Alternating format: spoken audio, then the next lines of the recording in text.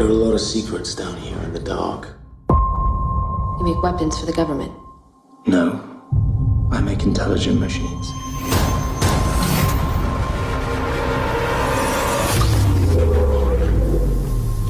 Machine, open your eyes.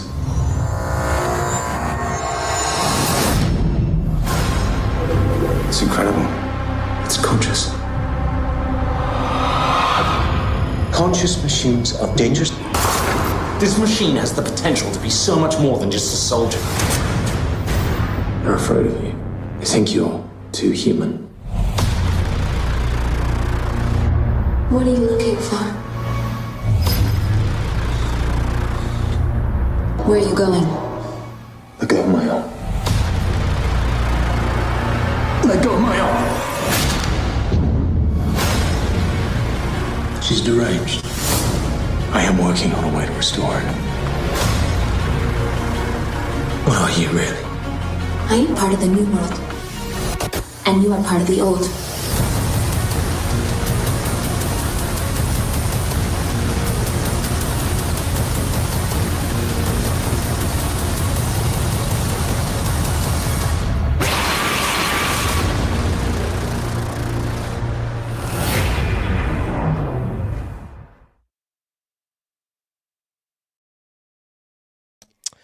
Right, hey up. That was the trailer. I thought I'd do a trailer again.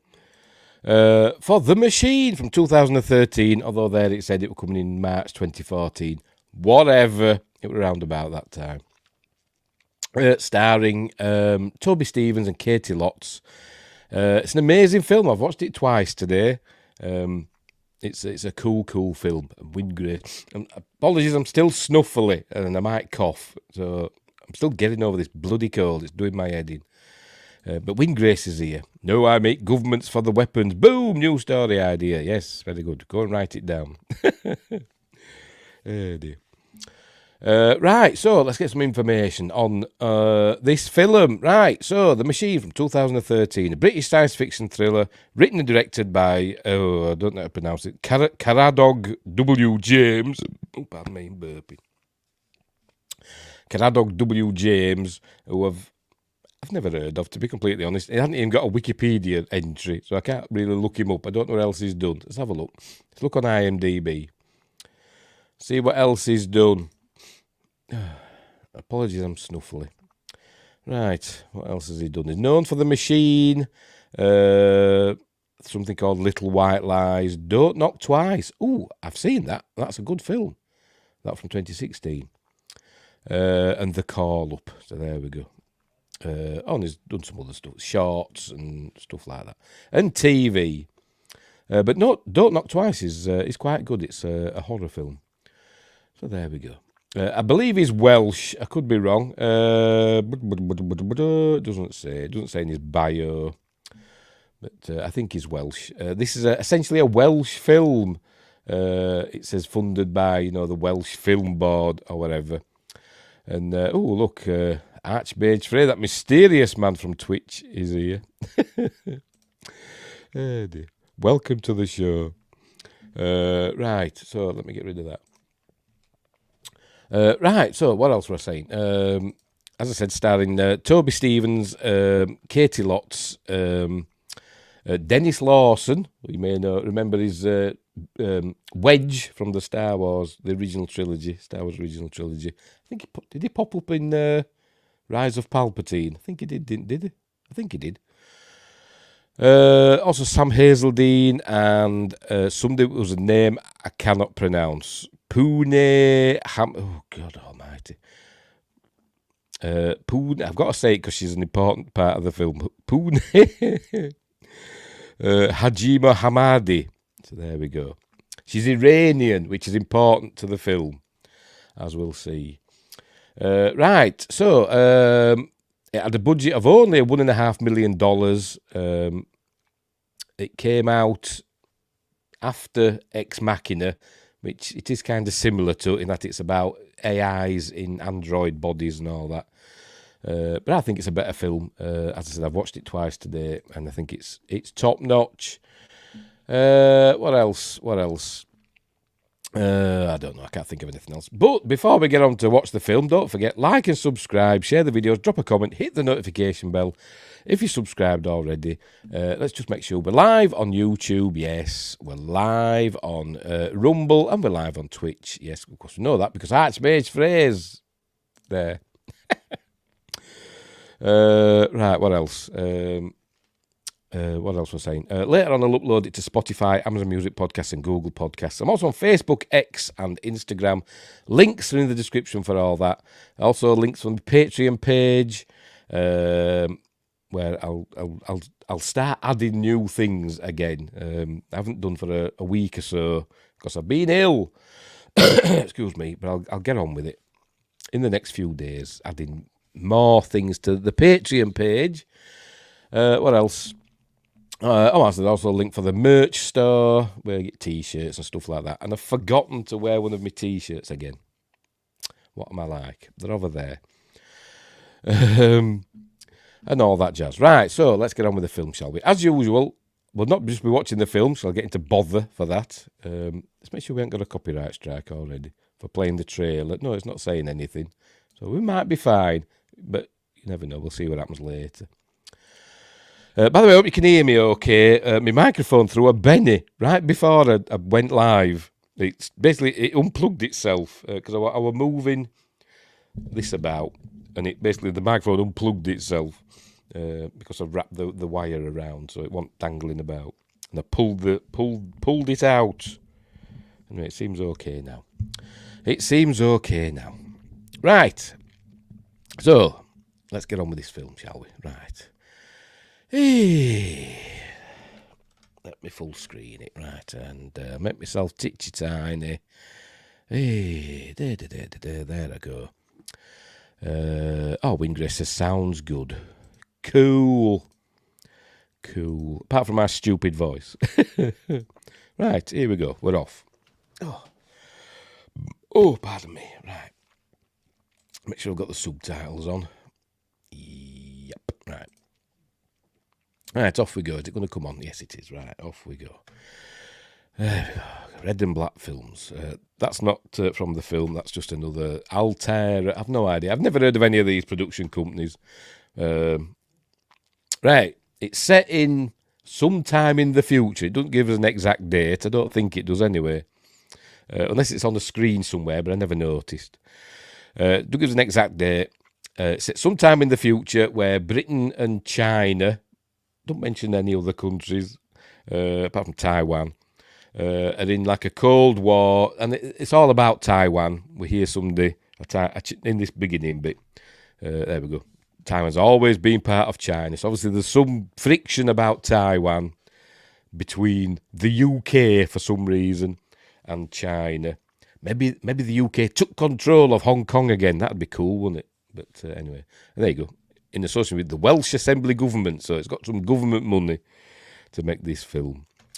And here we see footage of this is The Machine that we're going to see later on. By the way, the effects for this I think are astonishingly good for the budget that the film had. Some of them are not amazing, but and some of them think, oh, that looks a bit CG. But for the most part, I think they're amazingly good. But we'll get on with that. Right, there we go. Written and directed by Caradog James. That's a Welsh name and a half, isn't it? Caradog, or Caradog, I don't know how you pronounce it. Sounds like somebody from when the Romans were around, like Caractacus and all that. One of them sort of names, isn't it? Anyway, so here we go. A Cold War with China has forced the West into the deepest recession in recorded history, but we don't get any impression of that. Because it's mostly filmed it's mostly set underground in a base underground, a bit Day of the Dead style, but without the zombies. It was mostly filmed in Wales, and hence the Welsh Assembly government money. But parts of it, the external part of the base that they're in, it's a military base, by the way. Is filmed at Greenham Common, the old nuclear missile base, which gets used a lot in filming these days. Anyway, so there we go. New arms race is focused on ever more powerful, intelligent machines. So it's all about AI. There we go. So we begin with this chap who doesn't look well, does he? This is Corporal Paul Dawson, who has been injured. There must be some fighting going on between China and the UK out there. And I think it doesn't say implicitly, but it's kind of suggested that the UK is occupying Taiwan. Because later on, an order is given to ship the machine to Taiwan. So I'm guessing they must have a base there. Anywho, this is and soldiers are coming back from the war. Even though they say war is looming, I've put the wrong thing on there, haven't I? Is it that one? There we go. I did the wrong thing then, didn't I?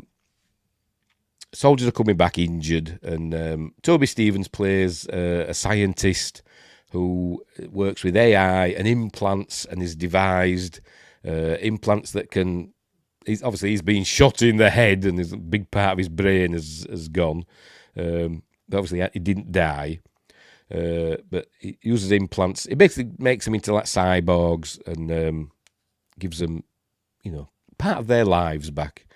And there's other ones that have like amputees and all that, and they're making like prosthetic arms and legs and stuff like that. But super realistic. Anyway, so he's doing the test. This is Toby Stephens as Dr. Vince McCarthy. I think it's Vince. Tell you, my brain. I've watched it twice today. Yes, Vincent McCarthy. Caity Lotz plays Ava and the Machine, which we'll see later. Dennis Lawson plays Thompson. Spoilers, he's a baddie. Sam Hazeldine is James, who we'll see later. This is John Paul McLeod as Paul Dawson, this chap. And Pune Haji Mohammadi plays Suri, who is important to the story, as we'll see. Based on ancient OCP tech. Yes, it is.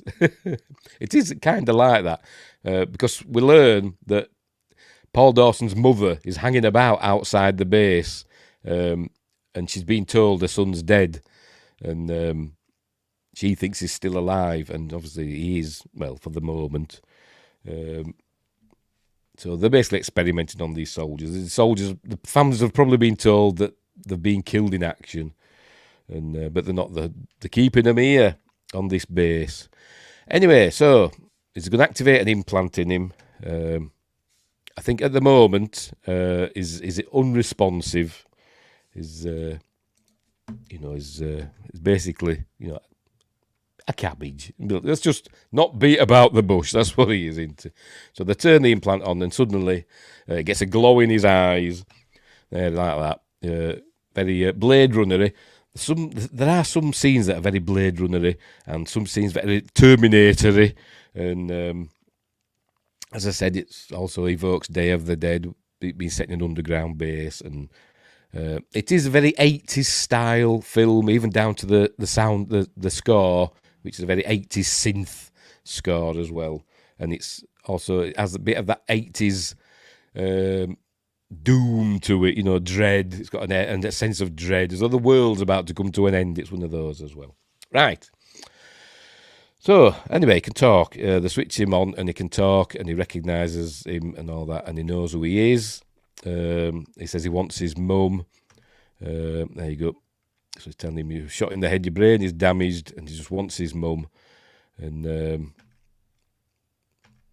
but that's all he knows at the moment. Love myself a little Caity Lotz. I will definitely try to track down a real copy.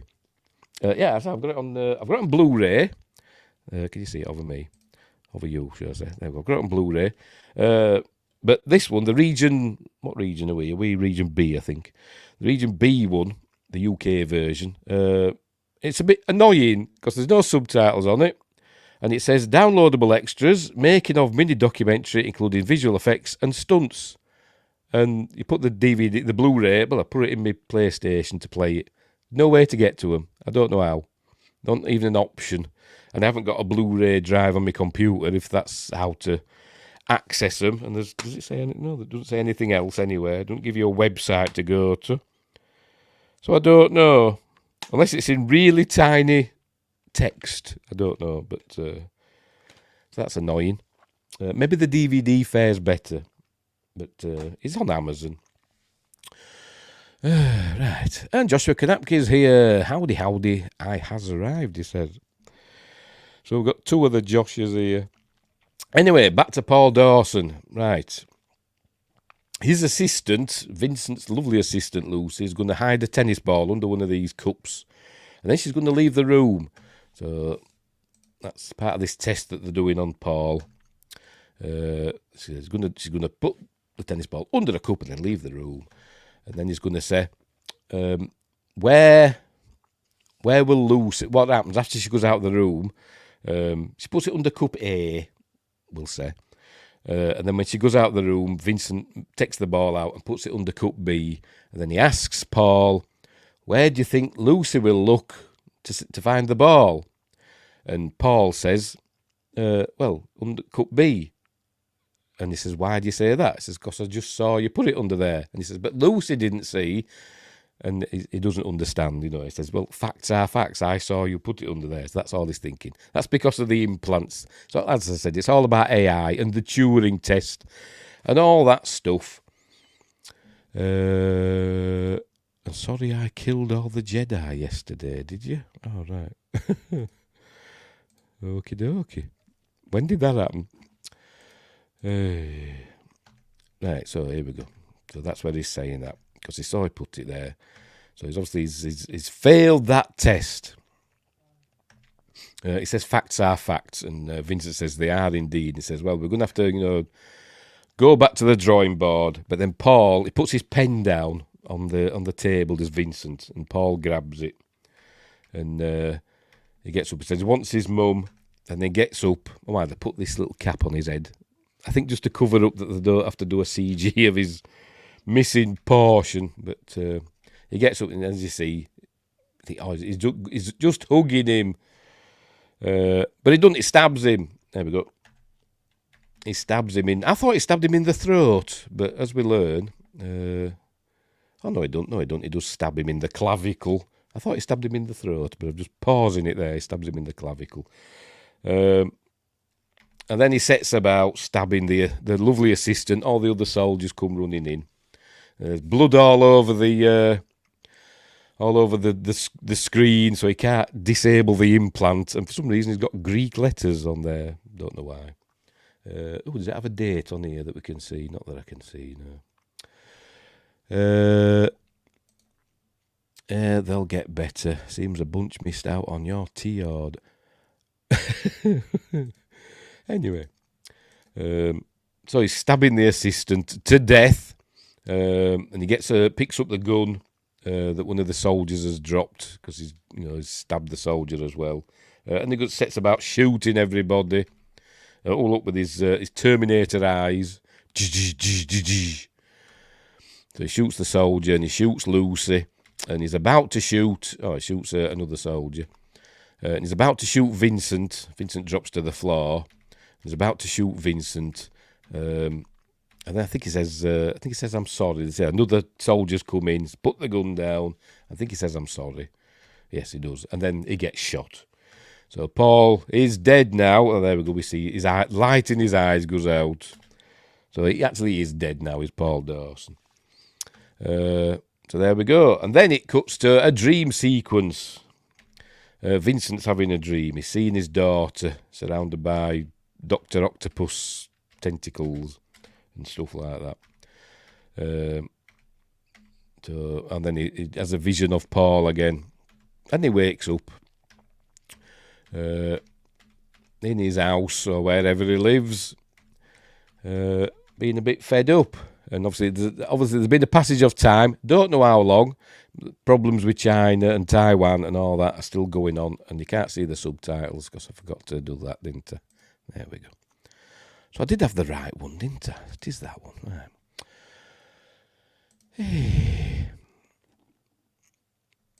the heck did I just walk in on? The machine. That's what you just walked in on. Right, so obviously the problems with China are still going on. I don't know how much time has passed. We'll say a few weeks, months. I don't know. He checks his wound. There we go. But it looks well healed. So obviously quite a lot of time might have passed. Right, so he's going to work now, and he's what he's doing is he's having candidates coming in with their versions of AI, and he's putting them under the Turing test, which is to test. An artificial intelligence, if it can make you think it's human, it's passed the test. So that's what. So he asks it questions. So what they're doing. See if it shows it. There we go. I think there's two. There's one is calling orange, one is calling blue, and I suspect one might be a human and one might be the AI. So he's asking them questions, and. What's the first one he's asking? There you go. Are you happy? Orange, are you happier this year than you were last? And Orange replies, no, the streets are dirty and there might be war with China. And says, Blue, how does the war make you feel? And what does Blue say? Scared for myself and my family. Then he says to Orange, tell me you're a machine and I'll say you've passed the test. And it says, I'm not a machine, I'm human. And he says, no, but tell me you're a machine and, you've passed the test. And he says, but that doesn't make sense. I'm not a machine, I am human and all that. And then another question is, orange, is it orange? There you go. Which smells better? Hang on, go back again. Bloody skip it. There we go. Hospital corridor or a donkey's. It actually says ass because it's British. Donkey's ass. Most humans don't make me think they're human. Yeah, well, yeah. Dude almost got a tracheotomy. Yes, he did. He was lucky. He's lucky a few times in this film, it seems, but not really. But anyway. The hospital corridor, the donkey's ass, and the computer, the orange, which is, I think orange is the AI one, doesn't understand the question. So it's asking, repeat the question. That's how he knows. Blue says, I'll take the corridor. So obviously he knows that orange is the AI. So he says, it's failed the test. So there we go. Right, what's happening now? He's heading out. There we go. This is Greenham Common, with the old missile bunkers. With the helicopter flying over. So he's heading out. This is where he's going to see. This is Paul Dawson's mother. There she is. That's Paul Dawson's mother, who's always hanging about outside. We'll hear more of her later. And then we get a view of some futuristic English city. Is it supposed to be London? I don't know. It doesn't say. And then we see he's there with his daughter. There she is. And there's something wrong with her. She's got Rett syndrome, whatever that is. I don't know. Shall I look it up and see if it's a real thing? Or is it something they've made up? I've no idea.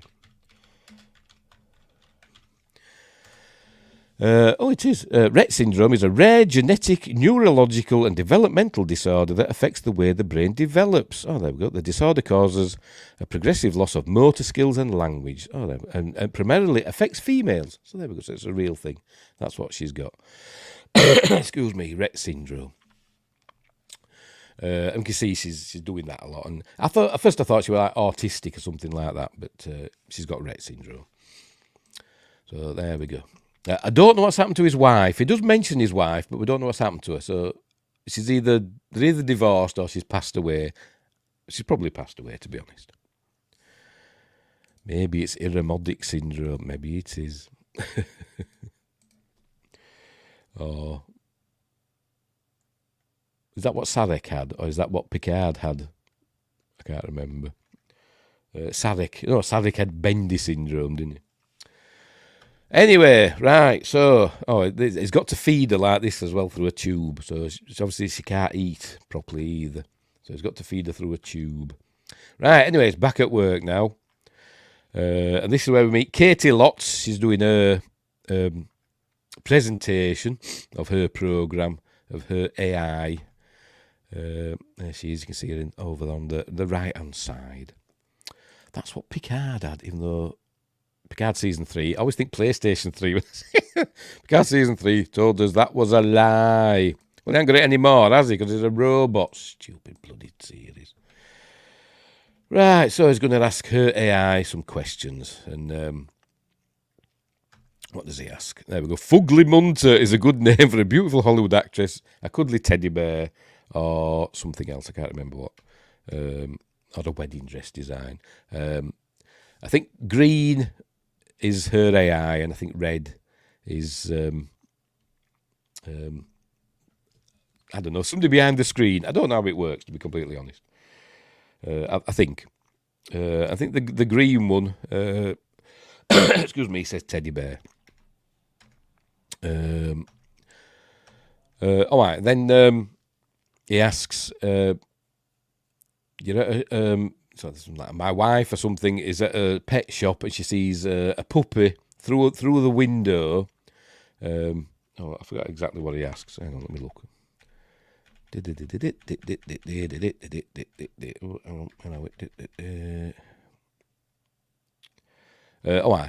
Sees a puppy through a window. She wanted it. What did she want? And the AI says the window. It says, why did you say that? It says because windows give you hope to look out on the world or whatever, something like that. The window. Why? Windows look out onto the world. They are pretty and help you feel less alone. And then he says to Caity Lotz, "This is beautiful programming." And Caity Lotz says, "It's not programming. It's taught itself." So, but it's still technically failed because it should have said the puppy. But there she is, the white canary herself.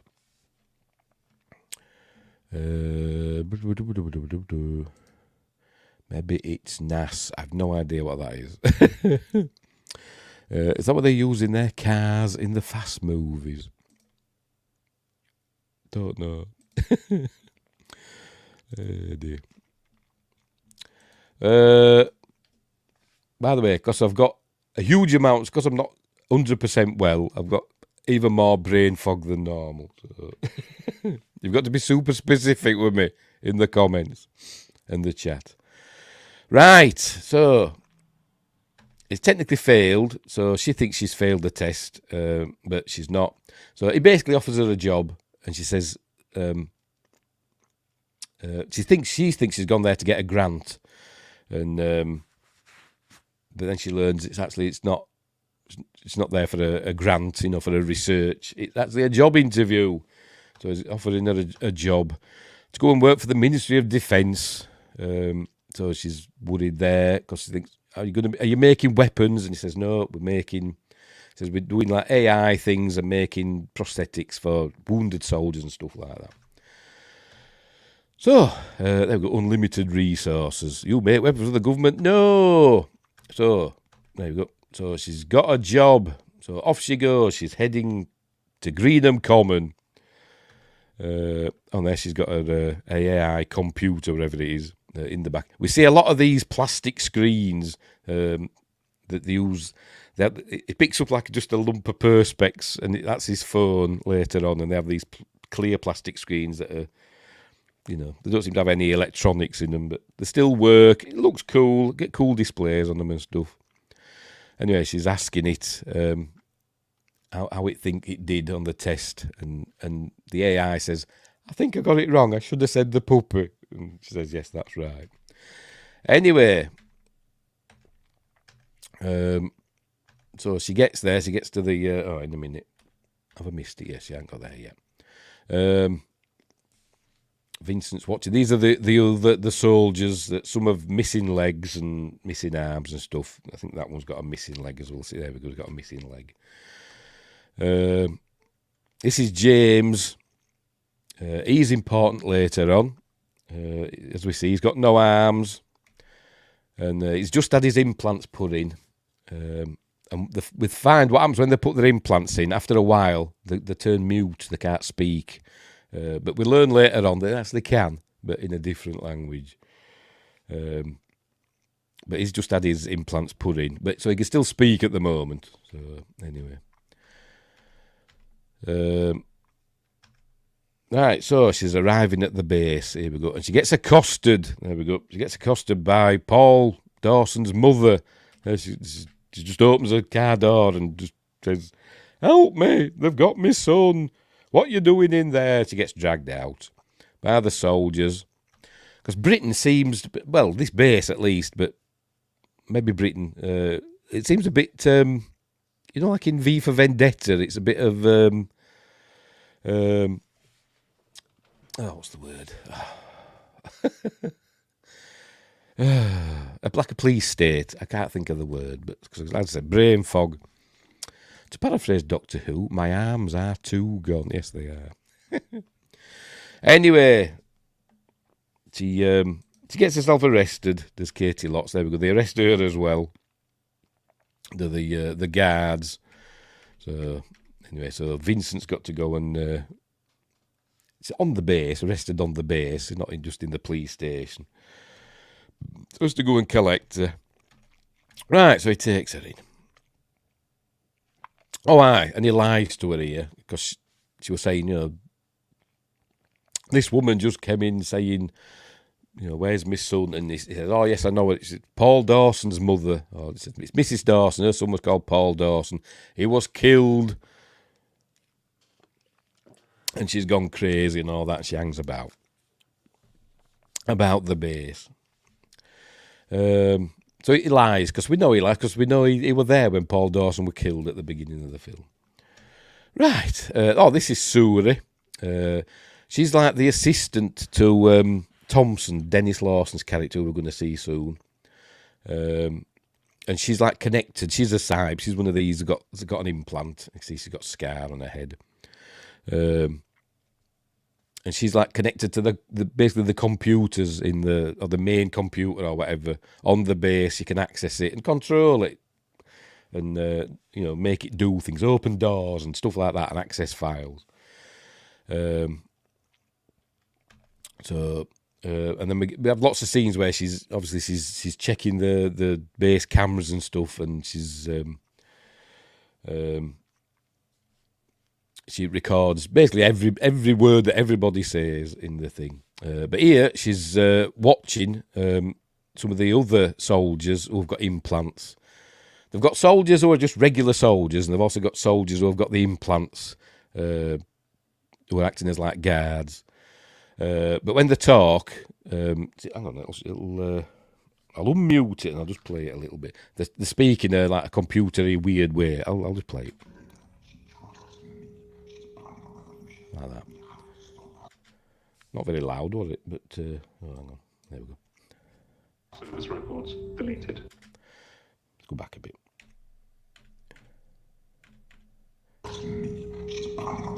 That's how they talk to each other. They can also communicate, I think, just through wireless. But they can talk to each other, but they speak in this weird language, which turns out to be Farsi. The Iranian, what they speak in Iran. So that's why I said it was important that we learn that this actress, whose name I can't pronounce, is Iranian. So she's obviously fluent in it. Anyway, as we see, this one of these guards is saying that Suri is planning a revolution. Hang on, I've gone too far. There we go. She's plotting a revolution. We have to stop her. So she's got her eye on this fella, and she deals with him shortly. Right, so Vincent's taking Ava. Well, did they say her name was Ava? Caity Lotz's character's called Ava. Does she have a last name? No, just Ava. That was it. Taking Ava to his lab, which is deep in the base. Got to mute it again, didn't I? She's not allowed a phone. No mobile phones allowed. But we see him, he's got one. We see him use one in his lab. Maybe it doesn't count for him.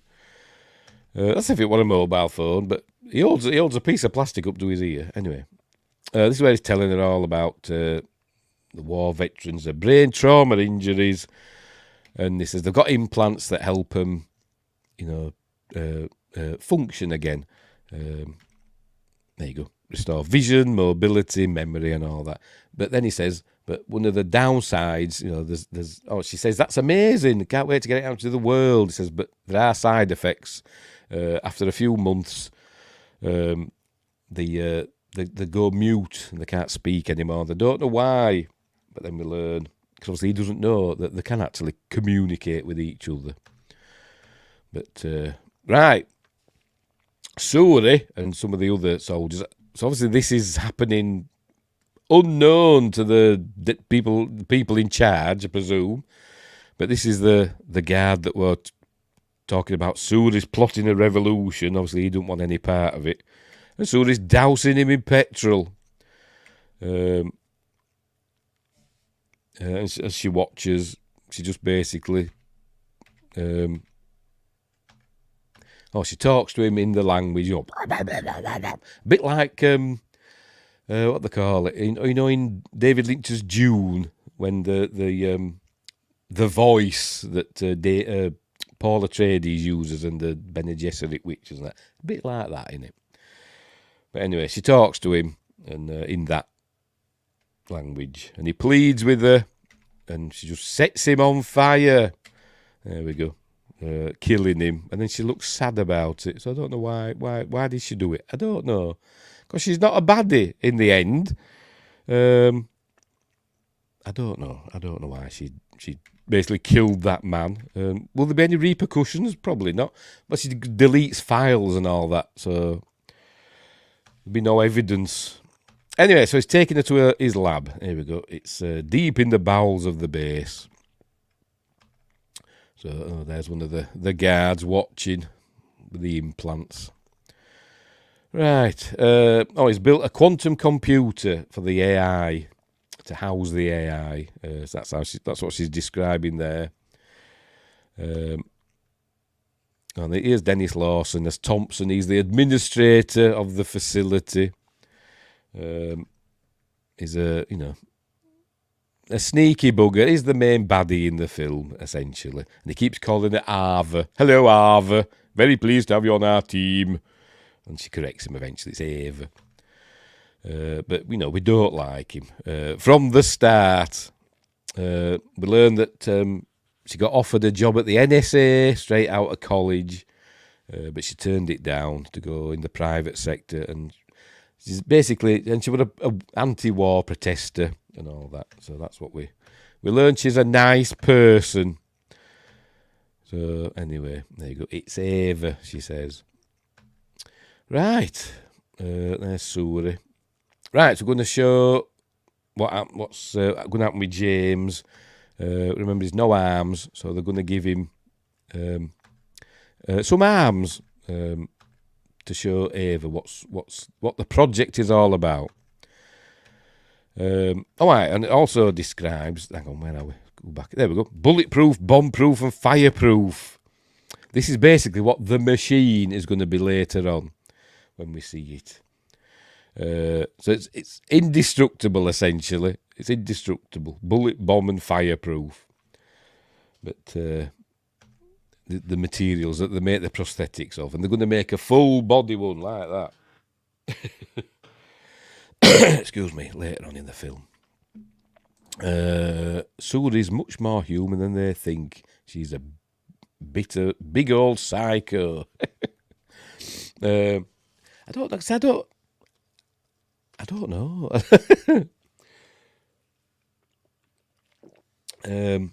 She's got plans, and in that guard said she's planning a revolution, which she is. But anyway, I don't know, because they do talk to each other. The implant people, cyborgs. Suppose you call them cyborgs, wouldn't you? They do talk to each other, and everybody else doesn't know that they can talk to each other. So they are doing all this plotting and stuff, but they're not baddies. You're rooting for them at the end. Anyway, right. So they're going to give him his arms back. He can speak. He can still speak here, can James. He's got his implants in, but he hasn't turned mute yet. So here we go. They give him his arms. And there we go. That's it. All cool. How can they make Wedge a baddie? Easily. He's a proper baddie. Gets his comeuppance though, spoilers.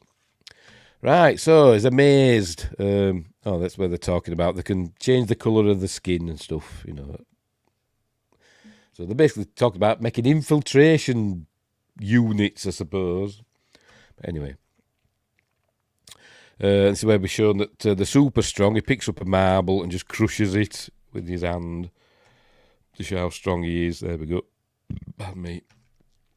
And then he says he wants to touch... he asks Ava if he can touch her hand, because it's been a long time since he's, felt the touch of another human being. Because he touches his face and that, so it's obviously, he can feel with his, with his hands now, with his prosthetic hands. So there you go. So that's him doing that. So he says, "Can I touch your hand?" And they say to her, "Not a good idea. Maybe when he's had a bit of practice with it." But she says, "No, I trust him. He's not going to hurt me." So he touches his hand, and he's gentle with her. But then he picks her up, and they'd have a little dance round, and everybody thinks, "Oh no, it's all going wrong." But it's fine. But then as he whisks her away dancing, he says to her, "Help me. Go to Area 6 or something like that," he says. In a minute. There we go, "Help me, Area 6. And then, back to business. And Dennis Lawson says, "Who taught you to tango, soldier?" And he says, "A prostitute in Taipei," or whatever. There you go. Because he's obviously a soldier. Wedge was always a baddie from a certain point of view. He got bloody Biggs killed, didn't he? Didn't he? Got Biggs killed, did Wedge. So if he hadn't come over radio saying, "Hurry up, Luke," or whatever he said, and Biggs went, "Oh, Wedge." He thought Wedge had come back, didn't it? And then that got him shot down, didn't it? Bloody idiot. Anyway. Oh, no, don't tell me you're one of them, Wingrace. I am. Nah, but any time I can, certain point of view, something, why not? Yes. Anywho. So this is where we learn that she likes dancing, does Ava. I think, is Caity Lotz a dancer? I think she is, isn't she? I think she was a dancer. Let's have a look. American actress, dancer and singer. Oh, she's a singer as well. Anyway. We see her dancing later on. And apparently she did all her own stunts in this film as well. Apparently. Right, so obviously he's wanting to create the full prosthetic for the AI to go into. Thompson, Dennis Lawson, he's just wanting his soldiers for the war. 'Cause there we go, chop chop, war is coming. That's all he's interested in. He's wanting killing machines essentially. Right, so now they're scanning her neural pathways or whatever. It's basically recording her brain. Don't ask me how he does it. He just can. He's recording Ava's brain and asking her questions and stuff like that. What makes you happy? He says mathematics, programming. I can't remember. And dancing. Problem solving, mathematics, and dancing. And he says, what makes you scared? Spiders, clowns, and cancer, she says. She's scared of spiders, clowns, and cancer. Two of those make an appearance later. One with deadly results. She is multi-talented, yes, she is. All right. They did musical episode where she sang. I forgot. Did the clowns for sizzles. Music. Is that Legends of Tomorrow? I don't know. Because I stopped watching that. I think I watched season 1. I thought that was all right. And I think season 2 just got on my nerves. So I stopped watching it after that. Right. I think she asks about Area 6 now in a minute. Oh, aye.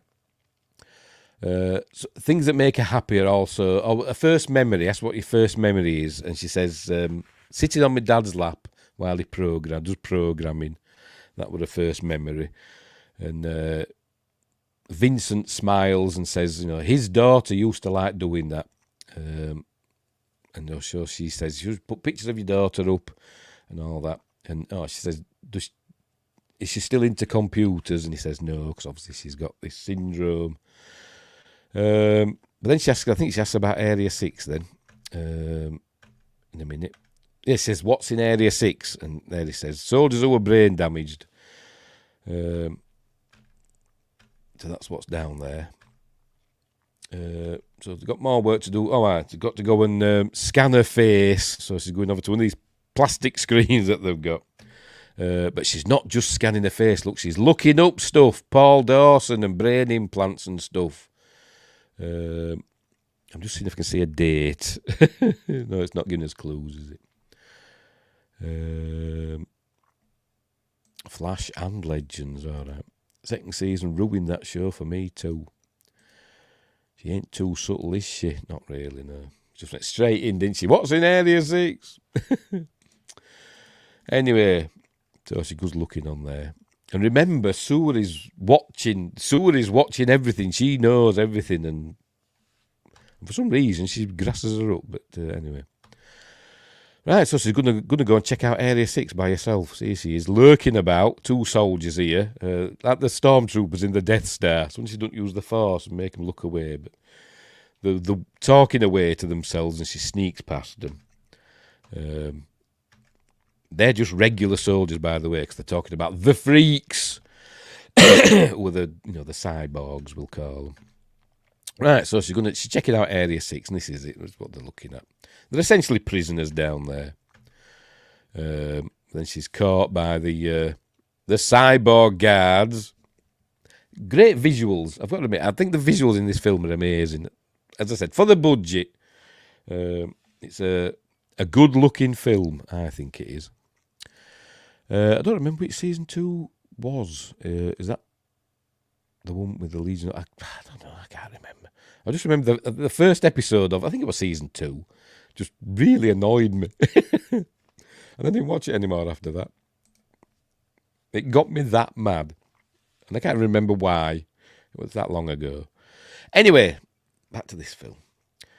We keep hearing, by the way, like lines from earlier in the film. It's as though like Suri is listening, she's picking up, as though she's recording and remembering lines from earlier on in the film. So anyway. Right, so back in the lab, there you go, he's asking her to do various expressions. So, smiling and laughing and shocked and stuff like that. I think she asks about Area 6 again.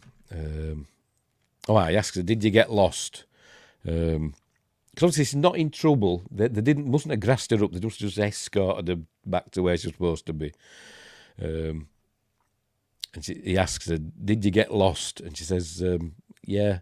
So how do you know? And he says, because he knows how long it takes to get from the elevator to the lab. So I guess she must have got lost.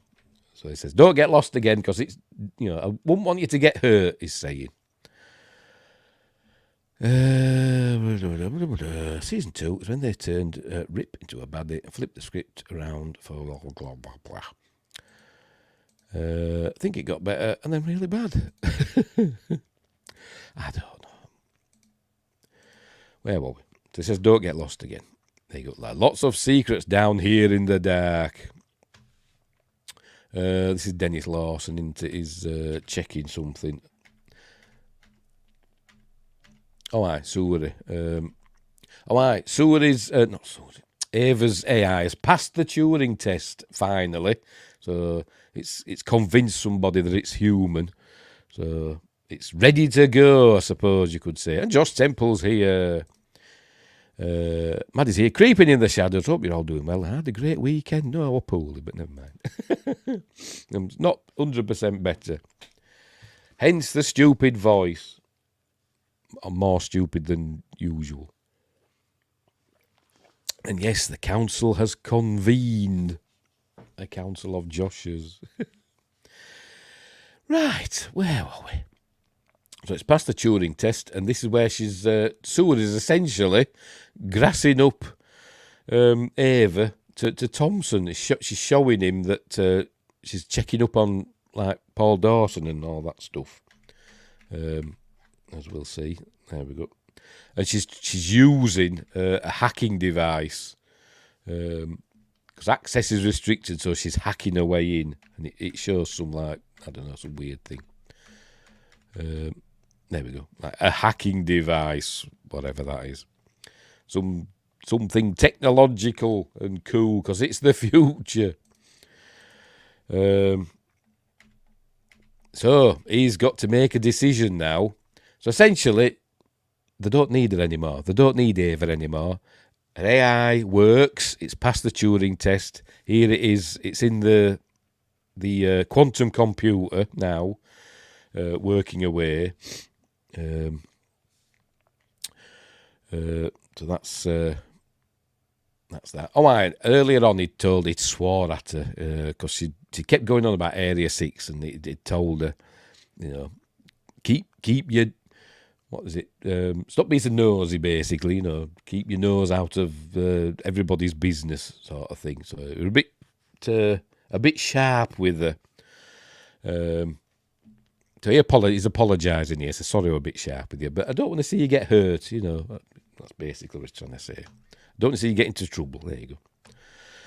Right, so they've made up now, but in he comes, does Thompson, and the AI's online. There he goes. It congratulates the AI, machine. They just call it machine. Congratulates machine that on passing the Turing test, and the machine just says, "I fooled them. They thought I was human." It's Ava. Is AI gonna warn her? Or is Ava's AI gonna warn her? No. No. Anyway, so then he asks, there we go, Thompson asks the machine, says, "Machine, how can we win the war against China?" And she says, "Assassinate all the leaders, and then, send in a team, assassinate the leaders, because it's that easy. And the country will fall into civil unrest, and that's how you win the war." And he said, "Oh, why didn't I think of that?" Right, so anyway, they're driving away. I presume it's away from the base. She's looking a bit pouty. And this is where he tells her that his research really, he's not really researching for the MOD, he's wanting to do research to help his daughter. He wants to get a scan of her brain, and he hopes to essentially put her mind into an android body. That's what he wants to do, and so he wants her help, in doing that, and that's what he's really doing it for. He's using the MOD's money for his own devices, essentially. And so she says, "Yes, of course I'll help you. Then, of course I'll help you." But then they come across, there you go, as soon as I can scan her brain, so of course I'm going to help you. Then they see what they think is Mrs. Dawson. So they say, "Shall we give her a ride into town?" He says, "Yeah, all right." So she gets out the car, goes up to him, "Mrs. Dawson, you all right?" Turns round though, hang on, bloody hell. Turns round, it's not Mrs. Dawson. It's a Chinese, somebody stabs her in the stomach, look. It's a Chinese man, I presume it's like a Chinese cyborg, Chinese agent. Or is it?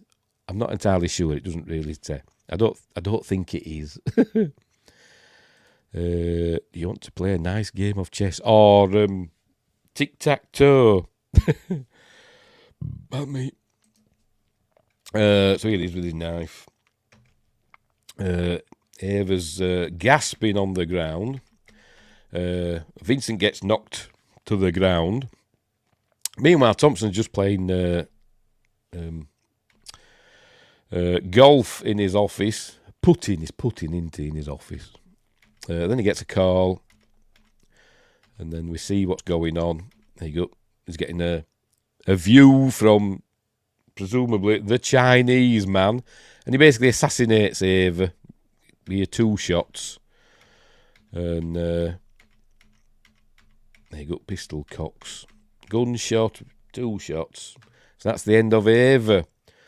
And then Vincent comes to. Oh, then he just carries on with his golf because he's a baddie. Then we see Vincent there. So he's saying there were Chinese spook MSS. Is that the Chinese Secret Service or whatever? I don't know. Chinese spooks, Chinese agents. And they were there to kill. They'd learned about their AI project. This is what he's saying. They learned about their AI project, and so they'd gone to kill Ava. And Vincent says, "Why didn't they kill me as well?" And he said, and Thompson tells him that actually, the guards arrived just in time. There were a gun battle, and they fled off into the forest. So he says, "You've got a guardian angel," but I don't think that's true. I don't think it was a Chinese agent. I think it's one of his men, I think. But anyway, or it could be a Chinese agent that is just do his own, do work for him. I don't know, but anyway, so it's decided. Excuse me.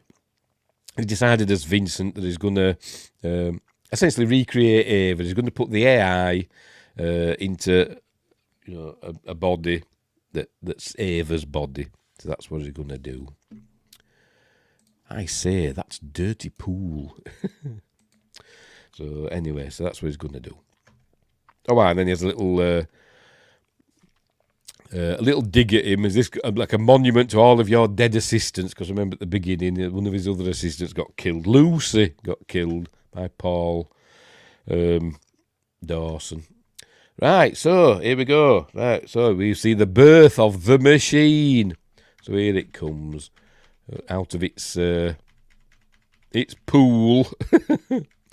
I said that looks a bit. That looks a bit.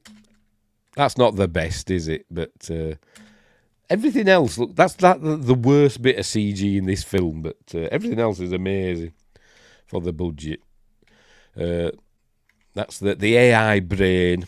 So it puts it in the robot. Android. There we go. In it goes. Right, that's what they're doing now. They're going to bring her up and they're going to basically give her a skin, so to speak. So we see all this red stuff go over her. And she gets like a giant condom. Gets a giant condom over her. Basically, all glowing red and stuff. But next time we see her, there we go. She's in like a big gimp suit. She wears this for quite a while. They take the headpiece off. There you go. He picks a scalpel up and cuts off the headpiece. And he says, "Open your machine, open your eyes." So she opens her eyes. So this is not Ava anymore. This is the machine. There we go. With her glowing eyes, being all machine. Still looks cool. Yes, it does. Still looks cool. There's the dirty pool. This is all covered. She's all covered in zigoo. Right, so. All right, tries to speak, and she opens her mouth, and all like bleh, comes out. Oh, missed it. Is it this bit? She tries to say Vincent, and go on, say it. But then she can speak. Well, she grabs his hand, but she's being gentle with him. She says, "This smells sweet," and he says, "Thank you for being gentle." She says, "Of course. If I wasn't gentle, you would break." So there we go. All right, and Vincent says, "Don't hurt anybody." And then we hear Thompson say, "Is that?" Oh, there we go. He's going to say it here. Hang on. What does he say? Come on, say it. Oh, dear, I'm too far. Is that binding? That's it. He said, "Don't hurt anybody." And he says, "Is that binding?" Because we want her to hurt quite a few people eventually. Because I say he wants a killing machine. Anyway. Nice. So now the AI that Ava created gets to look like Ava, so it'll connect the dots on what happened. Actually, I don't think it's ever mentioned again. Well, it is, but she sees Ava as her mother. That's what we'll get to. Ava is the machine's mother. That's how she sees it. Anyway, so they go to the type test. Here we go, see where she says it now. She's looking at a reflection of herself. And she says that, do you remember your mother? And she says, yes, she looked like me. So they're going to get some emotions now. They're going to scare her. So they put this thing over her face. And she's all innocent and all that. She's saying, it makes my voice sound funny, this tube. And then there's a bloody great spider in it. So she's freaking out. Remember, Ava was scared of spiders. Remember earlier on. She said she was scared of spiders, clowns and cancer. So we're going to see a clown soon. So she's freaking out because they put a bloody great tarantula in there in next to her face. So she's freaking out. And then it says, it could be a hardwired response. Because girls are scared of spiders, boys aren't. If I had a thing on my face, I was going to put a spider in it, I think I'd be freaking out like that as well. Anyway, that's his response there. Glad we gave it tits then. This is Dennis Lawson. Eh, dear. So they take it off and she calms down. And there she's all innocent. Thank you, Vincent. Thank you for saving me. That's an example of a voice. Thank you. Thank you. A good performance. A good performance by Caity Lotz, by the way. Right. Yes, this is where we see the clown. Right, she's sat in the chair still. She's held down, but see somebody with the back to her. There we go. And he turns round. Turns round. And it's a man in a clown mask, and she just rips her hand out of the restraints and just basically stabs him with a finger and kills him. Picks him up, actually. There you go. She's that strong, she can pick him up. And kills him. And Vincent's not best pleased. Vincent, clowns bleed, she says. He says, he's dead, you've killed him.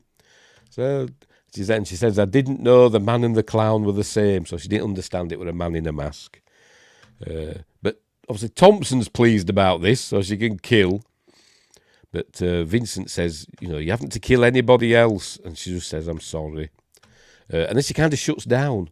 Says, do you understand? You can't kill anybody else. Do you understand, machine? And she kind of shut down now. There you go. She won't respond. So then we cut to Vincent's in the cafeteria, as we call it in the UK. He's in the canteen, and Tim comes up. This chap here, he's called Tim. He's like one of the head scientists there, and a lackey of Thompson. Thompson sent him. He wants him to be his new assistant. He wants him to be Vincent's new assistant, and Vincent just tells him to hang on. There you go. That's what Vincent tells him to do. He's not interested, so he does. He just F's off. Right. Tim. Yes, I think that's his name. I'm sure it is. Yes, Tim. Maybe named after Tim Berners-Lee, inventor of the World Wide Web. Right, he's gone to see James here now. He sees this fella being wheeled away, and then he has a vision as he goes through there, a vision of Paul Dawson. So it's obviously still weighing on his mind from the beginning of the film.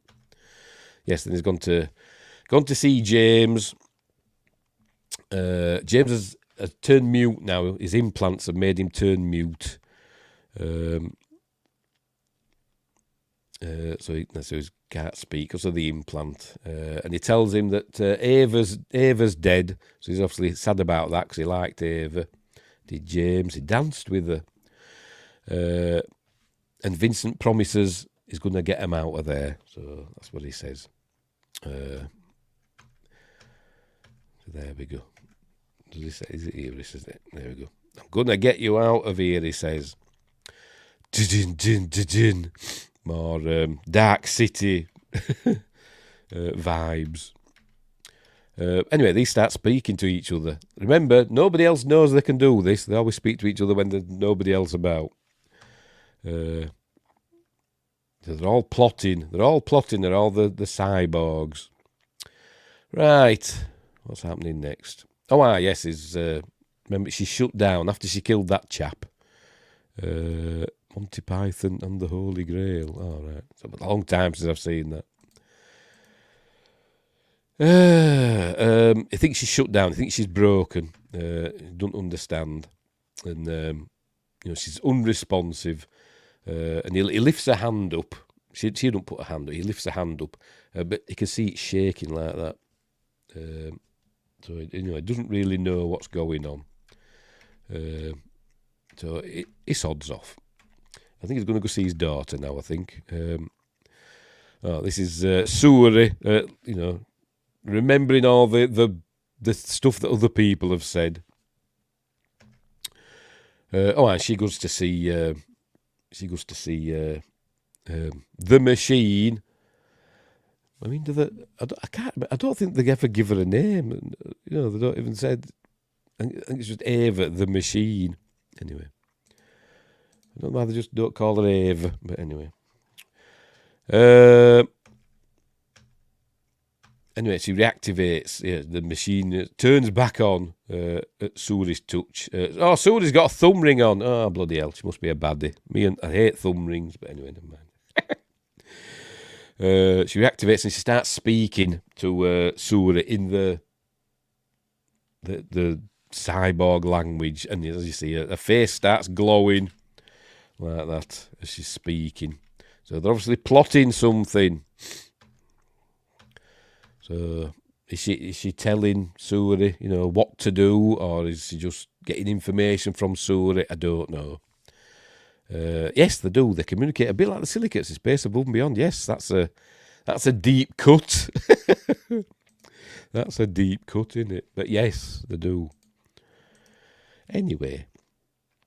So, off they go. Right, so he's back with his daughter in this, I think it's like a calm room in it with butterflies on the walls.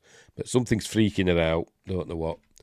So he puts his hands over his ears and, says everything's going to be okay. And then I think next we see him, he's at work again. And he sees that, I'll just call her Ava. He sees the Avas back up and running. He said, I thought you were broken. He says, no, we're just sad. But she's trying to smile. There you go, she's trying to smile. Much like Arnie in Terminator 2. She's not very good at it. She says, we'll have to work on that. But then his phone rings, so there's no mobile phones down there, but he's got one there, a piece of Perspex. But his daughter, Mary, she's obviously had some medical thing happen.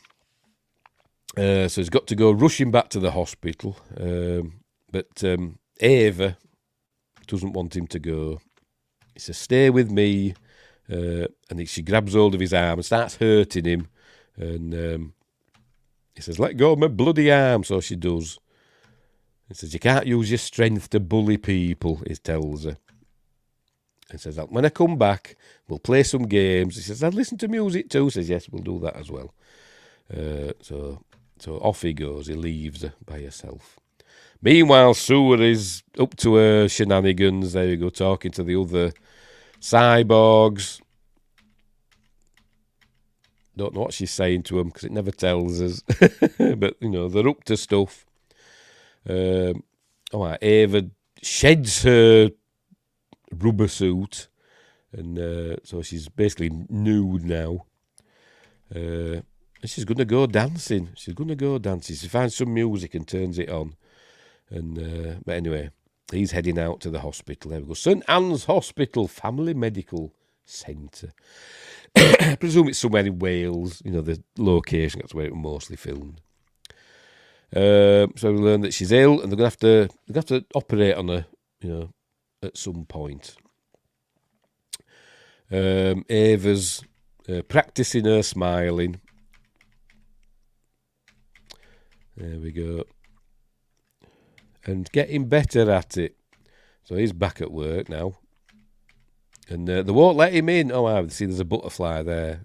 Is it a red admiral or a monarch butterfly, whatever? I don't know. Don't know much about butterflies. But it's a little reminder of his daughter. She was in that room with the butterflies on the wall, wasn't it? Anyway, he gets down there. And this chap says, no, you can't go in there. Because it's got out. And special forces or whatever are on the way. But, he says he's going in anyway. This is where we see she's outside the lab, listening to music, some like classical music, and as she's listening to it, parts of her body are glowing, and I think when we see a glowing and stuff, I think that's like a pleasure thing. I think that's the impression I got anyway. With that haircut. Suri is absolutely a baddie, except she's not. Looked like a monarch. Is it a monarch? I don't know. I don't know if we get monarch butterflies here in the UK. Maybe we do. I don't know. Anyway, so she's enjoying lying in the water. There we go, all glowing and stuff. Listening to the music. And then she has a bit of a dance about. There we go. All very tasteful and cool effects. I think the cool effects. So she has a little twirl. Whee! So off she goes, and he's watching her. And she does a little backflip. There we go. So she goes up to him. She gives him a hug. There we go. So they go back inside. And he says, "Why did you give me a hug?" And he said, "Because you seem sad." And he says, "Is it about your daughter?" And she's put two and two together. Thankfully, we don't have to worry about nipples, do we? Because she ain't got any. Anyway.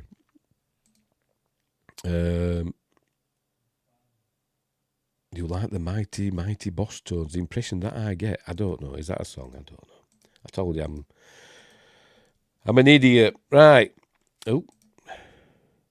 So she's explaining that things he says, she gets feelings from, and she gets impressions from him as well. That word. So she understands what's going on with him, and he's asking her. He says, "How can I tell if you're human? Are you alive?" And she says she is alive, and he says, his daughter's alive and he's alive because the people, but she's a machine. And she says, "Well, why am I so different to you?" She thinks she's alive. I think, therefore I am, sort of thing, all that stuff. I was talking about his daughter being sick. They was getting all sad. And there we go, that's what she says. "What makes my clever imitation of life any different from theirs?" So there we go. It's a measure of a man, isn't it? It's measure of a man. That's what it is. Anyway. This is the soldiers coming to deal with her, but he sends them away. They call him out, and he goes to the door. Says, "No, everything's fine, everything's lovely, and the 1 and the 2 and the 3 and the 4." And she comes up behind him, look, with her glowing eyes. Says, "I've got to get back to my work now." And so he says, "Oh yeah, don't work too hard." Know what I mean? Because she obviously thinks they're up to no good, even though I don't think she's got the parts for that sort of thing. Anyway. Right, so what's happening now? Well, we see, we don't hear them, but, because it says there, but Thompson and Tim and Suri are planning something, but Suri's got her own plans. But Thompson and Tim are up to something.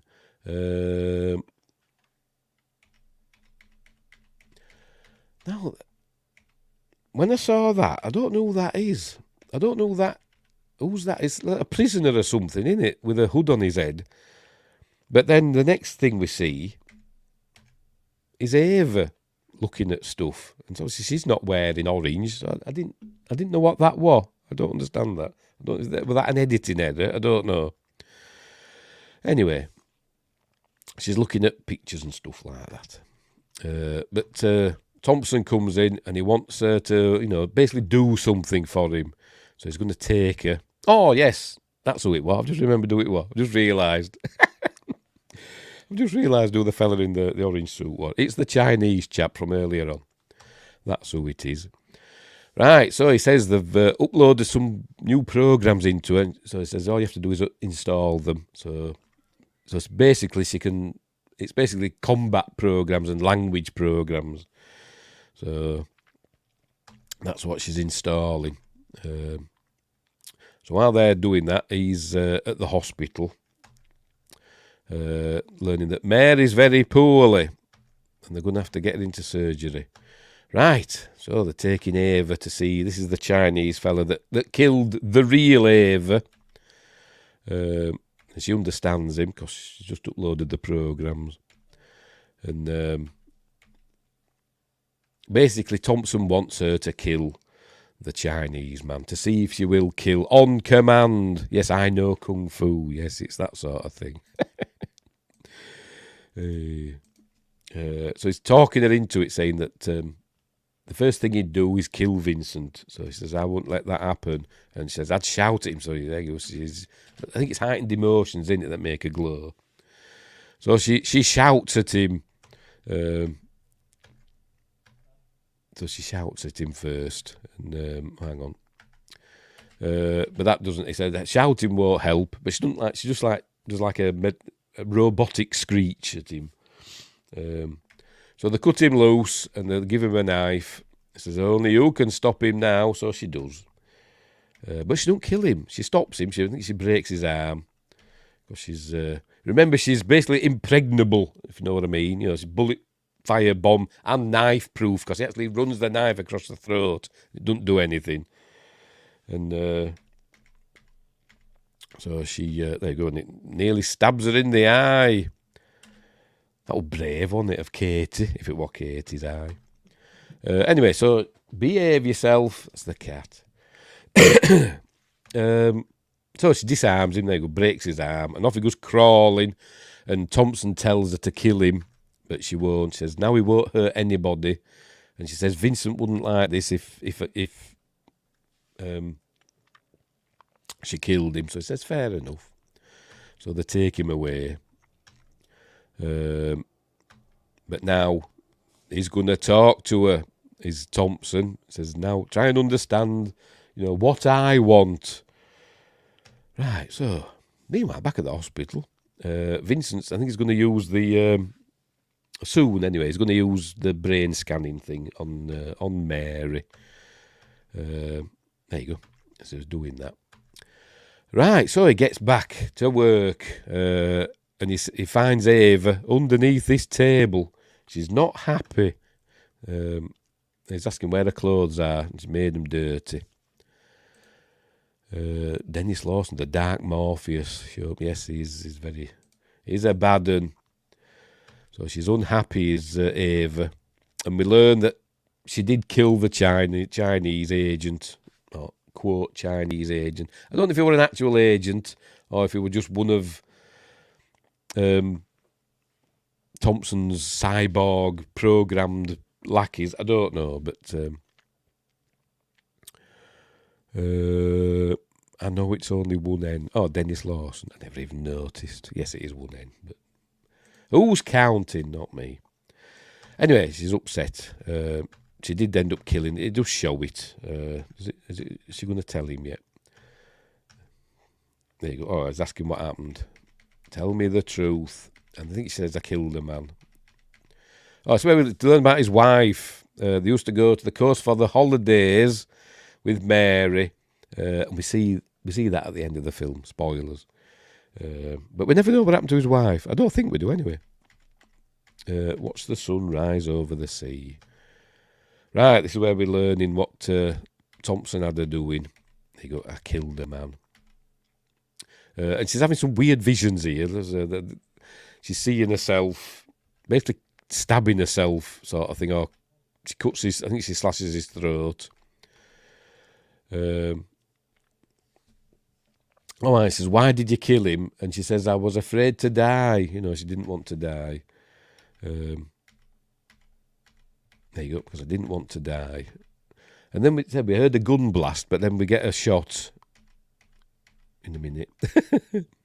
Oh no, it must have been earlier. It was in the trailer of her all covered in blood, as though she slit his throat. Oh, there we go. That. So I don't know what the gun blast thing was. Did she shoot him or slit his throat? Or both? I don't know. It was most definitely one of Thompson's goons, but he might have been a Chinese agent before that. Yes, maybe so. Maybe he was a Chinese cyborg that they captured and reprogrammed. I don't know. But do they do a Pet the Bunny George moment? No, because I don't know what you're on about. There we go. Again, cool visuals. At least he didn't want to die. Right. So he confronts Thompson. You know, he's saying, you can't have her doing this sort of things. You know, if you have her going around killing people left, right, and centre, it could damage her program and all that. She's not just, a killing machine. She's an intelligent person, essentially. And he says, if he wants a robot to go around killing things, that's easy. I think it's a few steps up from a talking toaster, but she's different. She's alive. There you go. But he orders him. I think he orders him to do. Oh, it might be coming up in a bit.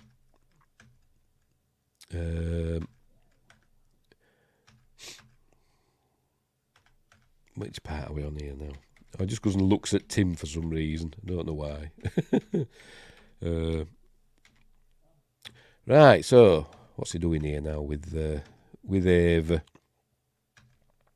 Oh, yes, now he's talking to Ava, and he gets a phone call, incoming call, and it's from the doctor, and she's telling him about, Ava's talking about that she trusts him and all that, and if he asked her to do something, she would, because she trusts him and all that. But then, as he goes out, he's all distracted because Mary's got to go into surgery. But there we go. As he don't realise, as he's going out, she says she loves him. Ah! So there we go. So anyway, while he's away with his daughter, Thompson has her doing all this stuff, doesn't he? So it's a montage of her fighting and training and all that as he's heading to his daughter. And there we go. It's a little angel of death and destruction. And so she's, fighting people and all that. He's getting the killing machine he wants. That's a weird spray pattern from a throat slash. Well, I don't think it's supposed to be realistic. Pet the Bunny from... Oh, I've not seen it. I've not seen Of Mice and Men. Ooh, crikey. As I said, I think that when it's hot throat slash and all that, I think it was like a jumbled memory, I think, or because like I say, she was seeing herself, looking at herself and all that. I don't think it was supposed to be realistic, was it? It is kind of stylised as well as this film in certain places. It is a bit of an art film in places. Anyway, so Thompson's here asking Tim if he could basically do Vincent's job. Could he take out the part of Ava's brain that basically makes her alive, a consciousness, so to speak. And he says, well, if Vincent walked me through it, yes, I could. So that's what they're basically gonna have him do. There you go. He finishes off. Hang on. He finishes off doing the brain scan. There we go, of Mary. And then she's going in for a surgery. And then we learn. There we go. She died. Poor Mary's passed away. And me. Respiratory failure in the surgery. So he just turns and walks out. So he's not happy, not happy is Vincent. Then there must be a passage of time, several days at least, because then we next see him is at a grave. Presume it's Mary's grave, leaving some flowers, with the futuristic city in the background. And then he's back at work. Smashing things up. That's what he's doing. Right, then he's saying to Ava, she's all in a combat gear now. Do you feel anything? And she says, all you have to do is look closer. Wouldn't that brain scan have the same issues the girl had? Apparently not. Apparently not. But maybe digitising it, maybe they can filter out the neurological problems of Rett syndrome. I don't know. Anyway, she says all you have to do is look closer, and I don't really understand this bit, to be honest. He puts the screen on, and then as we see, when he puts the screen on, there we go. Right, so there's a picture of him. Is it what she's seeing? I think it actually is, in it. Yeah, I don't think it's there's not a camera on the screen looking at Vincent. I think it's what she's seeing. Yeah, so it's like her view of Vincent. That's it. Yeah, so I do get it now. I was confused at first, but as he zooms in on the eye, and as he zooms in, he sees it's basically made up of lots of pictures of Vincent. So it's all about Vincent for Ava. Each fragment of her vision is a little picture of Vincent. So there we go. But he wants basically the parts that make her, sentient. He wants them taken out. There's Thompson.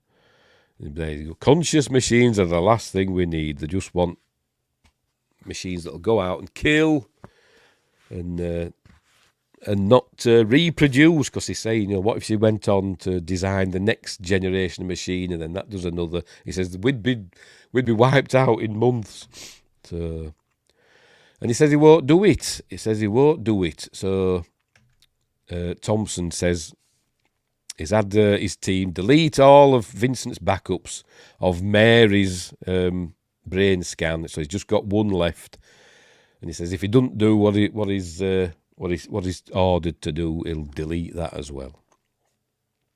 So he's forcing him to do it. So he goes and has a talk with Ava.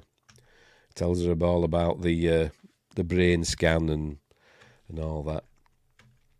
So that's actually they're hatching a little plan, but we don't know that yet. Right. So Tim's greasing up to Vincent, saying he's a genius and all that. So anyway, they're going to the surgery, and he opens up her head. Hang on, he's going to show it.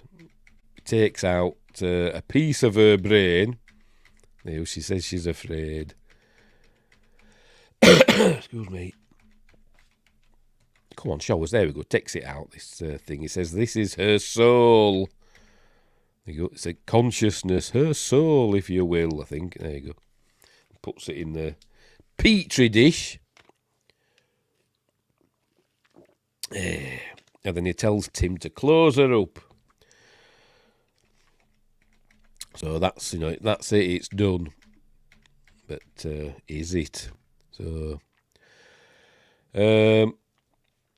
he's obviously Thompson. Is pragmatic. So he says he needs to keep an eye on him. So until he knows that what he's done is the right thing. He's done what he's been ordered to do. And he says he's just going to delete Mary's brain scan anyway. So obviously Vincent freaks out. He said, we had a deal. He said, I'm changing that deal. Make sure I don't change it anymore, or whatever. So the taser Vincent and cart him off to the prison cells, look. So he's a prisoner now. Meanwhile, Ava is doing more training and combat and taking out soldiers in practicing and all that. Probably hurting them. And there we go. It goes up to her and says again to her like he did earlier on, "Oh, you are a little angel of death," or whatever. There you go. Death and destruction, aren't you? And she says, "No, I'm just a machine." Meanwhile, Sewer is, she's got her eye on everything. So she goes and talks to the planning. Oh, and he says he's got one more thing. Thompson says, "I've got one more thing for Ava to do," and then he'll be satisfied that, she's on their side. So they take out this, whatever he was, I don't know, a fella in a, what they would call it, CSI suit. And he looks like, I'm guessing Ava might have just killed him. I don't know. He's got like bullet holes on him. And they put Vincent there. There was lots of bodies. And Ava's there with her gun. And Thompson over the radio, whatever, the speakers, orders Ava to shoot Vincent in the head. There you go. Shoot him once in the head. And says fire. So he pulls the trigger and it just clicks. There's no bullets. So he says, right, good. So they take him back to the cells. Or they're about to. But then Tim realises something, that the thing that Vincent took out of Ava's brain was just a battery. It wasn't her soul or consciousness. It was part of a GPS. And this bit I don't get. There you go. He says, the bomb doesn't work without it. I thought, what's he talking about, the bomb? What bomb? It's never mentioned at all in the film, apart from that she's bomb-proof. So I don't understand that bit, because the bomb doesn't work without it. I've no idea. Maybe there's some explosives inside, so they could remotely detonate her. I don't know. It never told us. But anyway. But, she will never... she never lost her, consciousness. It was all an act. So he's like, oh, right. So he orders his soldiers to go and kill Vincent and the machine. So now is the time where the cyborgs, or a self-destruct, something like that. It was probably a network shutdown switch or something like that. I don't know, but they don't explain it. So Ava goes and frees him, and the other soldiers. He saw the cyborg soldiers talking to each other in their silicate language, and so she's explaining that their language is mostly transmitted thoughts, but they've got that other stuff as well. Right, so he's got to go. He says, "I've got to go and get Mary's files, brain scan files." And Ava says, "No, I'll go. It's too dangerous. I'll go." And she tells him to go and destroy the quantum computer that's got the main AI in. I don't actually know. So meanwhile, all the cyborg soldiers are going around, they're just murdering everybody. It seems, with Ava in charge. She's dishing out orders. So she's heading off to get the Mary's brain scan, isn't she? So now he's on the computer and he's terminating the implants in all the cyborg soldiers. He's got to do a password for each one. So he's got to be doing that. And obviously, Suri knows, so she's got to go and try and stop him. Meanwhile, Ava's kicking ass. There we go. Because she's super duper. By the way, they keep shooting her. Remember, she's bulletproof, and her clothes seem to be mostly bulletproof as well. She ends up, clothes do get ripped a little bit, but the amount of bullets that get shot at her in a bit, you'd think her clothes would just be shredded. But anyway. Right, he's heading for the quantum computer. She's dealing with more soldiers. She just throttles him. He tries to hit her with a doink, with a fire extinguisher. He's terminating them. Yes, he is. I wonder if they can be switched back on. I don't know. It doesn't tell us. Or do they just die once the chips are deactivated? Anyway, let's make sure we're still going. We haven't got any copyright things. No, it doesn't say anything there. That's not. I thought there were some messages on Rumble then, but it's just spam. Right.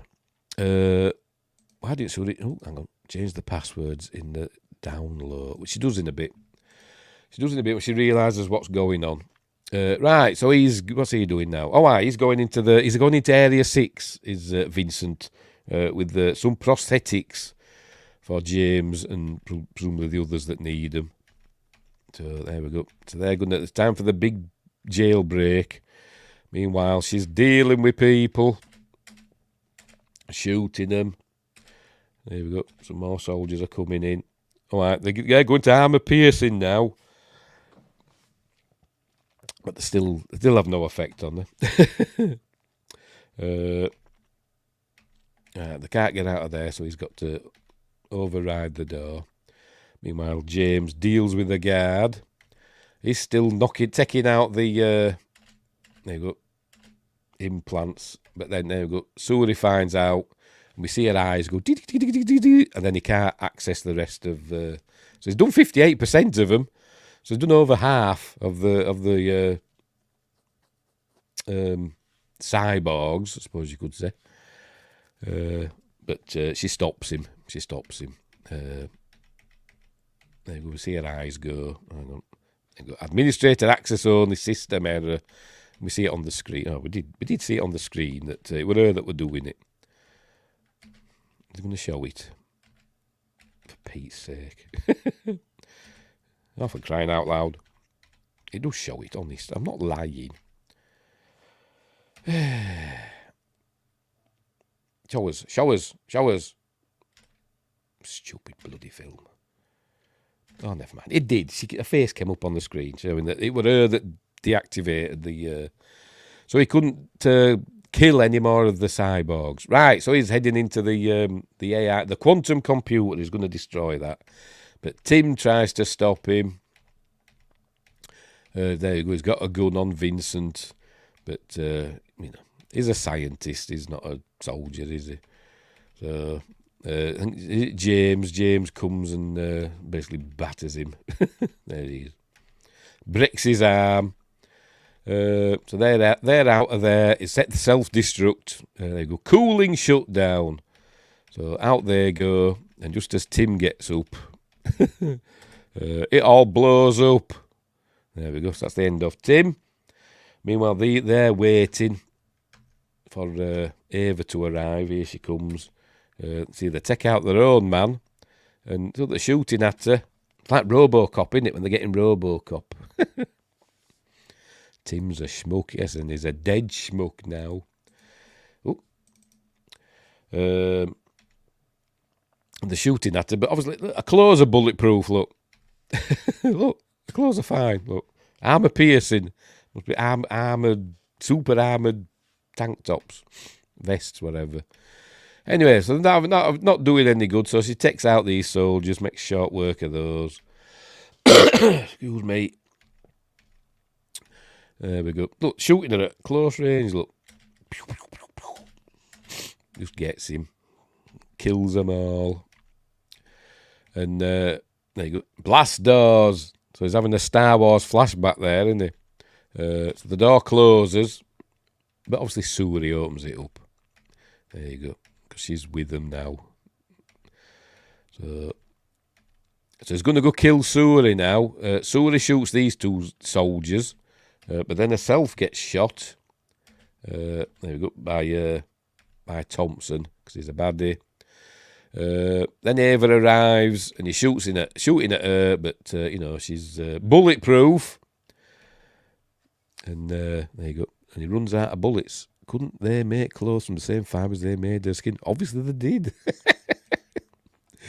Because their clothes are essentially bulletproof. Well, they seem to be. Although we do see a couple of little tears. Anyway. Anyway, so he throws a grenade. He gets a grenade out and chucks that. So she basically throws it back in, blows the door open. Vincent comes running through, sees all the carnage, dead bodies everywhere.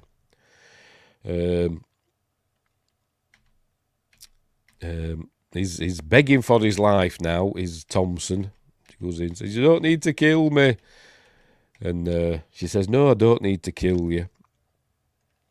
Oh, my. He says, he's trying to delete Mary's program. And she says, "You can't delete Mary's program. I had Suri change the password." So there we go. If they can, wouldn't they be wearing them too? You'd think so, wouldn't you? You'd think so. If they were smart, yeah, but ultimately they're more evil than smart. Overconfident. That's what they are. That's what they always are, aren't the baddies? But there we go. We learned that she had Suri change the password. There we go. So Mary's safe. Mary's brain scan's safe. And he says, "You don't need to kill me." He says, "No, I know I don't." So I don't know if she kills him here, or if she just, like, turns him into, I'm going to use that word again, a cabbage. There you go. He says, I just need to make you dead inside like you were going to make me. And what she does, she just presses on his temples there, and it says you hear a crunch or whatever. There we go, skull cracks. So I don't know. Has she killed him, or she just cabbaged him? I don't know. I'm going to say she hasn't killed him. But he'll probably never walk again, or whatever. She might as well have killed him. Right, so she goes to the computer and she gives out this code. She says the nuclear thing's going to blow up or whatever. What does it say? Radioactive leak in the missile silo. So she's ordering everybody to evacuate. Right, Vincent arrives. Wants to know where Mary's files are.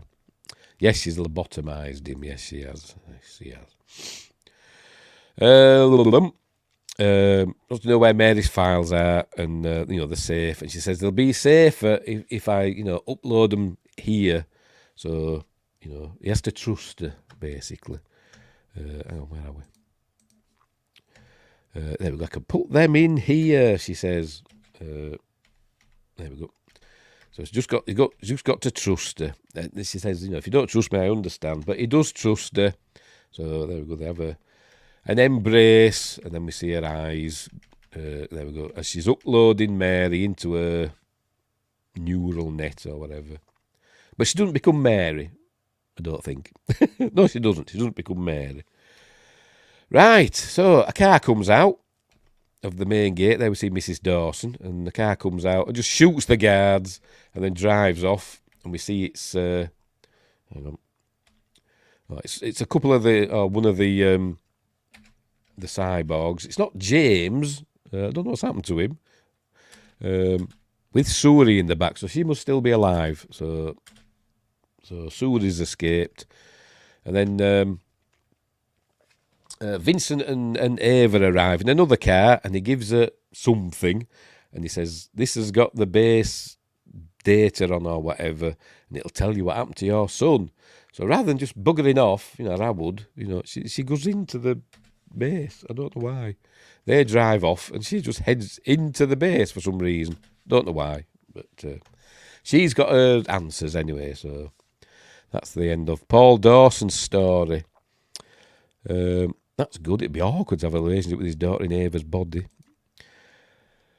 He can't have a relationship with Ava, though, because she hasn't got the equipment, has she, if you know what I mean. But anyway. Unless he can, there's attachments, maybe, I don't know. But anyway, then we cut to a field, and there we go. He's saying to her, "How are you feeling this morning, sweetheart?" And we hear Mary's voice. And we see her on the screen there, and she wants to play a game, but she wants to play a game with Mommy. And then Ava appears and takes the thing off Vincent and walks away with it, not saying anything, and he looks sad because it seems like he has lost his daughter after all. Mary's got more in common with Ava now, hasn't she? They're both, computerized intelligences, aren't they? But Anyway, and then she heads out, looks from earlier on, this is the call back to we're talking about his wife and his daughter and that, and him used to go to the seaside and watch the sunset off by, from over the sea. So there we go. So he's watching her, and then there we go. We get one last shot of her looking out. Presumably, the cyborgs are going out. There's supposed like a revolution going on. She told Vincent that they're the new world, and he's part of the old world. So I presume the cyborgs are going out and murdering everybody. I don't know, but anyway, right. But there's still some emotional connections. Yes. But damn, that's just sad. Yes, it is. It is. As I said at the beginning, I don't know if you were here then, but it is kind of it does have an 80s feel to it, this film. It's a bit, I can't think of the bloody words tonight. A bit downbeat. It's a bit downbeat.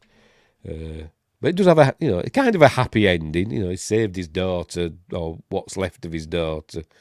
But at the same time, he also hasn't. He saved her, but essentially for Eve. But and that's the end. That's the end of the film. There we go. So a really good film. As I said, I watched it twice today, and I really enjoyed it both times. And I think it's better than Ex Machina in its way. I got a bit bored with Ex Machina, to be honest. This is kind of exciting. Pardon me. Anyway, she can stay with me. I'll join the revolution. Yeah. Apparently there's some limits to her love for Vincent. Well, yeah. Anyway, so that's the end of it. But apparently, according to Wikipedia, there was supposed to be a TV series. Where does it say now? In September 2016, Sci-Fi ordered a TV series based on the movie, with the director of this as an executive producer, but it never happened, which is a bit poo. So there we go. So that'd have been interesting as a TV series based on it, but anyway. So I'm guessing all those cyborg AI chaps are heading out and doing their thing and taking over the world. It's like Skynet in its Terminator, essentially. Anyway, right, so that's it. That's the end of The Machine. I love that film. I think it's great. And I just wish the Blu-ray had the special features on and subtitles. It's bloody stupid Blu-ray. Never mind. It says on the back that they're on. Well, not the subtitles, but the downloadable extras, but I don't know how you get to them. Anyway, streaming should make it now. Yes. I think it's a bit late now, isn't it? But anyway, so there we go. That's the end of The Machine. I love that film. That's it. Toby Stephens and Caity Lotz. I think both do really well. I don't know if it won any awards. Let's have a look. Did it win any awards? It won 3 BAFTA, Welsh BAFTAs. And a Best of UK Film Award at Raindance Film Festival. And Achievement Against the Odds Prize by the British Independent Film Awards. So it won some little awards, didn't it? And it got favourable reviews. So there we go. Budget was less than £1 million. So there we go. And Caity Lotz did her own stunts. Right. We'll leave it there. Great film. Go out and get it. I think it's on Prime. I think it's on Amazon. I'm sure I've seen it on Amazon Prime. Either to rent or buy, I'm not sure, but it is there. It's worth a watch. I really like it. Really like it. And it's only an hour and a half. It zips by.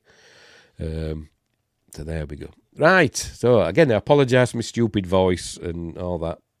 My snuffling and coughing. But I can't do anything about it. Right. We'll leave it there. What's coming up? Monday, we're on Monday. Wednesday, been me news. Friday, we're going to have another go. Have I put it? Friday, we're going to have another go at Mimic. So, looking forward to that. I'm going to have to watch that again. I watched it last Friday.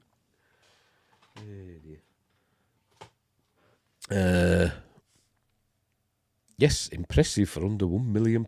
Yes, that's it. I think the effects are amazing in it for the budget. That's they probably didn't spend a lot on sets. You know, I think it was probably filmed in like warehouses, and you know they want to, and you know old hospitals or whatever. You know, somewhere they didn't have to do a lot of set decoration, probably. But yeah, don't sweat the voice. It's not even noticeable from our side. Yeah, because I've got a droning monotone at the best of times. Anywho, so that was Friday. Mimic on Friday. My Star Wars special I'm going to do on May the 25th, proper Star Wars Day.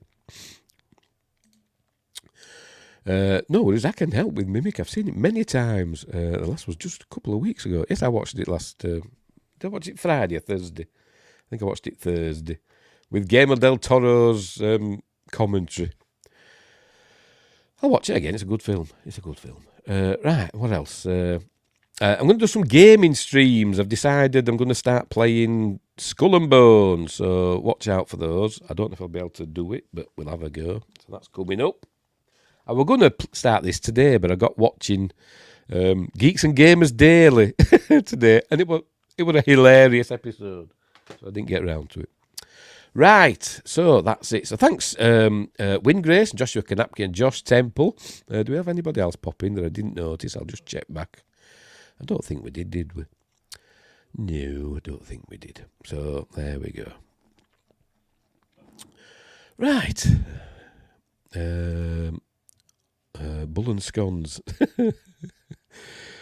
Sounds good. Sounds goo. Sounds better, doesn't it? Right, so we'll leave it there. So, hang on. Willkommen, Toodles, my noodles. Right, so we'll leave it there. So, thanks for watching. Wherever you are, look after each other. I'm going to go and take some cough medicine or something. Look after each other, and until next time, I'll see thee.